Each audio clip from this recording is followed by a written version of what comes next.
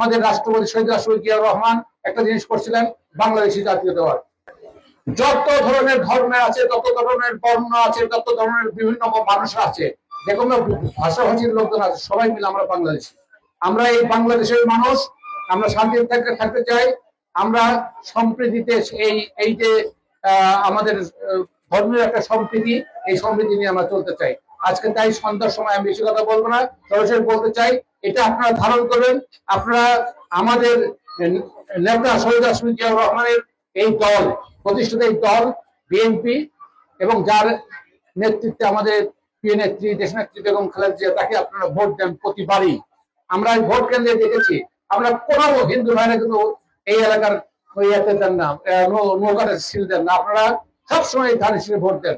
আপনারা সামনে সবাই ধানের শীষে ভোট দেবেন। আপনাদের সাথে আমরা সম্প্রীতি বজায় রেখে আমরা ভাই বোনের মতো, আমরা ভাই ভাইয়ের মতো আমরা চলবো।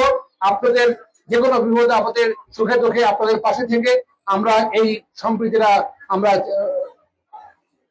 সুন্দরভাবে আমরা এগিয়ে নিয়ে যাব।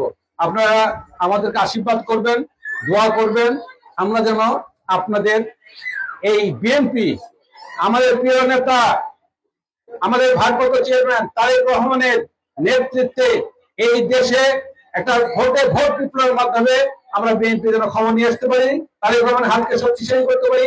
শহীদ জিয়ার জন্মভূমি বিশেষ করে সারিয়াকান্দি সোনাতলা সহ বগুড়াতে বিশাল একটা বিজয় আমরা যেন নিয়ে আসতে পারি। এটা আপনাদের দোয়া চাই, আপনাদের সহযোগিতা চাই, আপনাদের সমর্থন চাই। সবাইকে ধন্যবাদ জানিয়ে আমার বক্তব্য শেষ করলাম। আল্লাহ হাফেজ। আপনার শারদীয় দুর্গাপূজা শুভেচ্ছা জানাই।